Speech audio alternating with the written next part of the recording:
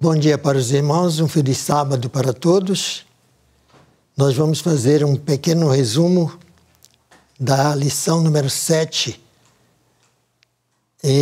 Orar antes de abrir a boca. Nosso texto inicial diz: ensinai-me e eu me calarei, fazei-me entender em que errei. Esse texto está em Jó capítulo 6, versículo 24, e tem tudo a ver com aquilo que estamos estudando. No primeiro tópico, acalmando o nosso eu, temos uma pergunta importante, interessante. O que aqueles que estão sempre prontos para tentar dominar os outros devem lembrar? Devem lembrar que quanto mais você julga, mais pesado é o juízo contra você. Em Tiago, capítulo 3, versículo 1, foi dito: meus irmãos, muitos de vós não sejam mestres, sabendo que receberemos mais duro juízo. Então, por que ser mestre? Cristo deu um exemplo quando disse, assentando-se, chamou os 12 e disse: se alguém quiser ser o primeiro, será o derradeiro de todos e o servo de todos. Então, nossa atitude real, nossa atitude verdadeira deve ser esta: nunca querer ser mestres ou mandões, né? Aqueles que querem, que almejam, que desejam ser superior aos outros. Cristo disse que é melhor ser derradeiro do que ser o primeiro. Se alguém quiser ser o primeiro, que seja o derradeiro. Então, essa atitude deve ser para nós é a melhor possível. Nunca nos arvorar a ser mestre ou professor para com aqueles que ainda não têm o conhecimento real. Isso fazendo com orgulho e com desejos de mostrar que sabemos alguma coisa. Não sejamos juízes. Sejamos humildes servos de Deus. No tópico 2, cultivando uma atitude melhor, na primeira pergunta nós temos: que críticas severas recaem sobre aqueles que são implacáveis ao lidar com os erros dos outros?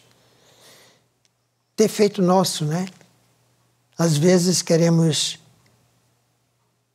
corrigir os outros quando nós não corrigimos a nós mesmos.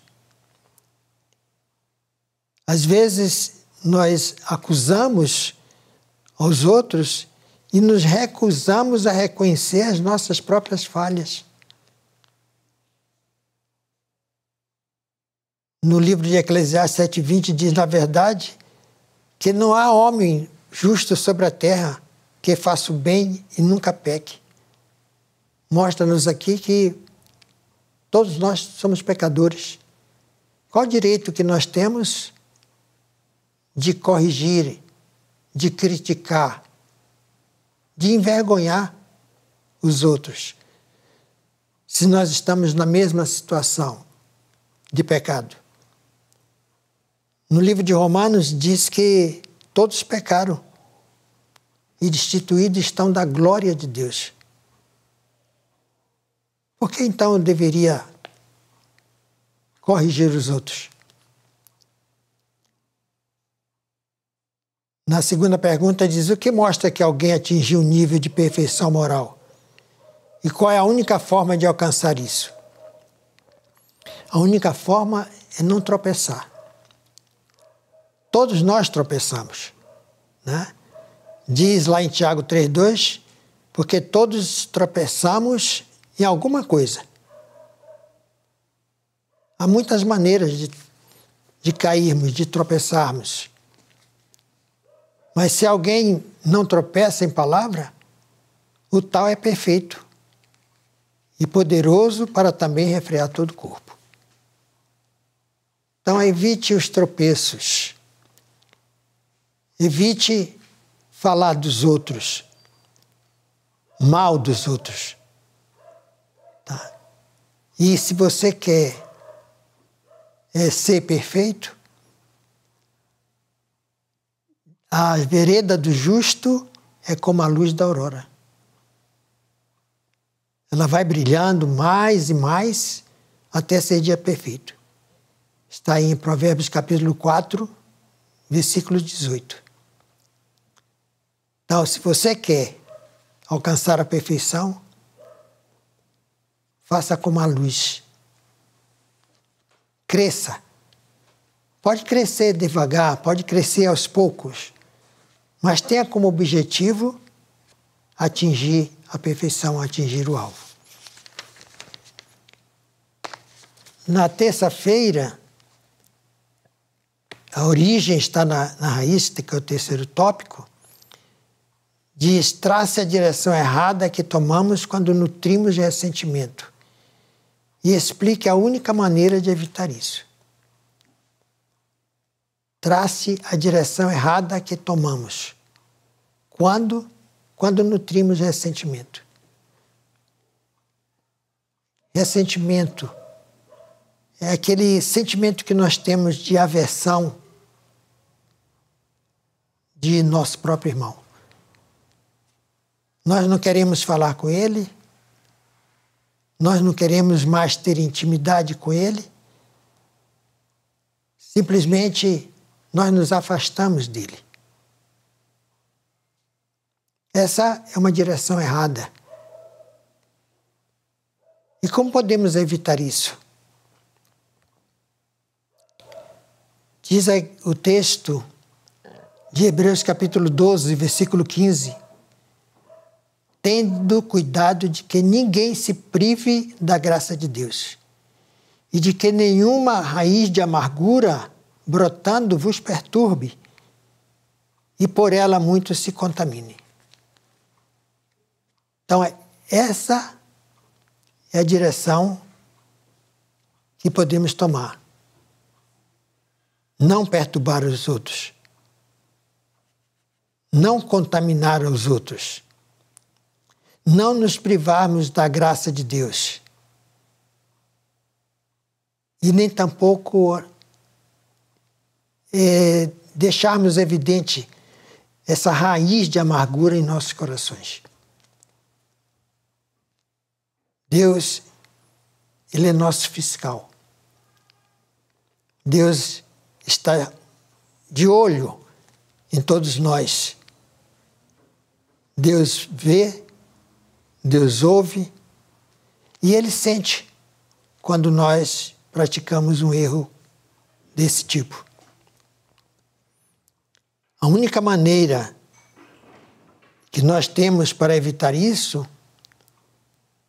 diz aqui na segunda parte, no segundo parágrafo da nota: todas essas questões tendem a impedir seu crescimento espiritual. No entanto, Deus vê como é difícil para você ser paciente e perdoadora, e Ele sabe como ter piedade e ajudar. Por isso, Ele exige que você reforme a própria vida e corrija os defeitos. Deus quer que a graça dele subjugue seu temperamento rígido e implacável. Você deve buscar a ajuda de Deus, pois precisa de paz e sossego em vez de tempestade e discórdia. A religião de Cristo ensina que você deve agir menos por impulso e mais por razão santificada e um calmo raciocínio. Qual a maneira que nós temos de evitar? Testemunho para a Igreja, volume 4, página 139. Mostra como podemos fazer isso. Deus está no comando, Deus está nos observando e Ele quer nos ajudar. Então aceite a ajuda de Deus. Aceite a ajuda divina. Você deve buscar, procure, ore, arrependa-se dos seus pecados. E fazendo isso, você estará no caminho que pode levar você à salvação eterna.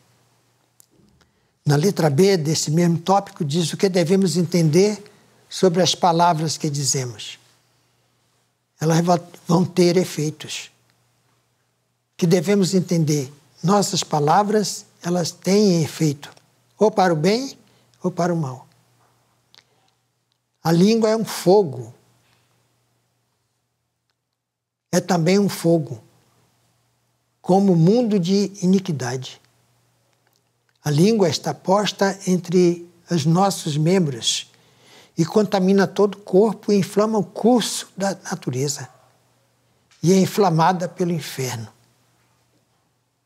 Então, aqueles que amam espalhar calúnias e falsidade contra os servos de Deus, devem lembrar que Deus é testemunho de seus atos. Nós devemos repudiar essa atitude.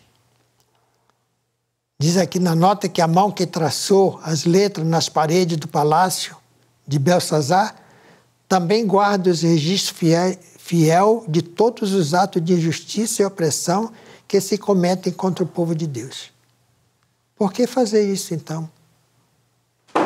Que nós aprendamos isso como lição para nós. No tópico 4, diz, não importa se é verdade.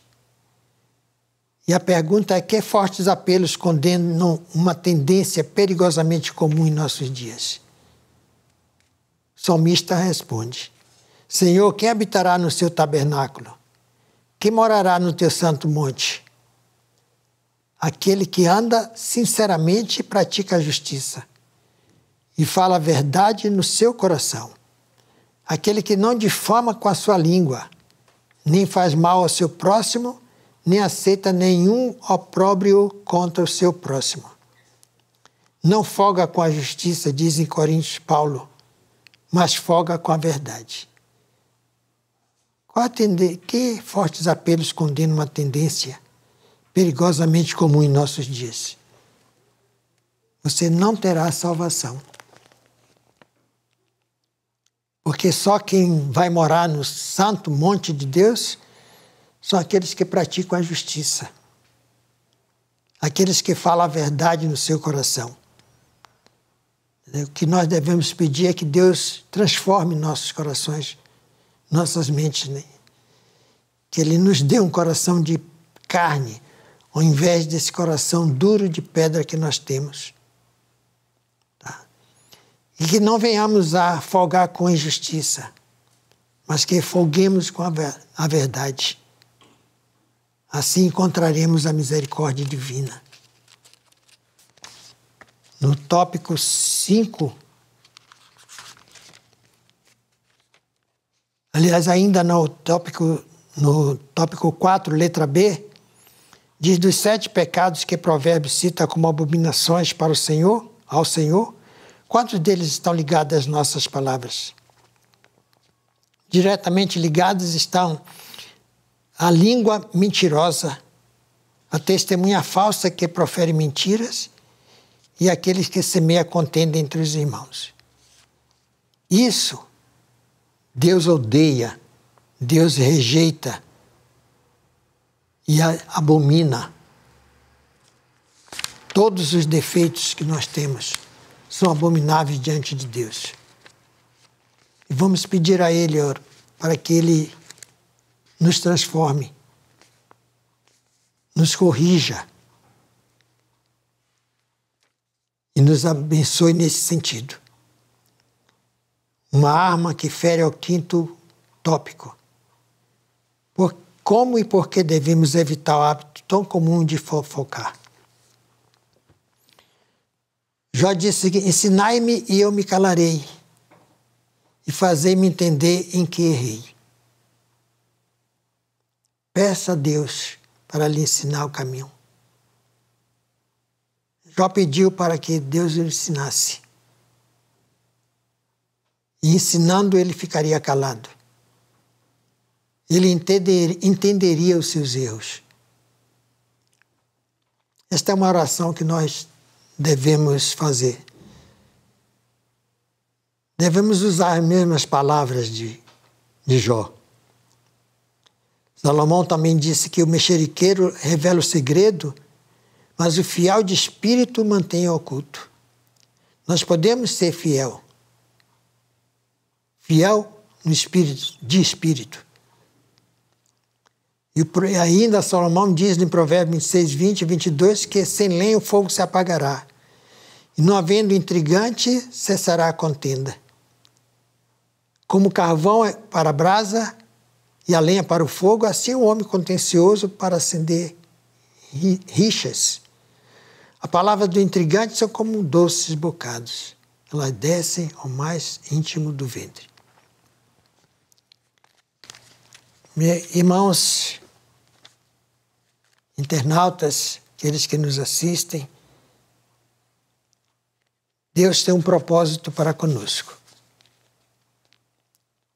Ele quer ver em nós a perfeição.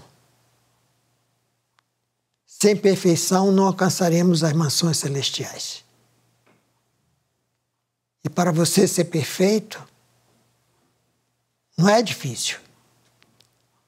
A perfeição é como a vereda, é como a luz da aurora. Você pode ir brilhando mais e mais, até que o dia seja perfeito. Faça isso. Deus espera de você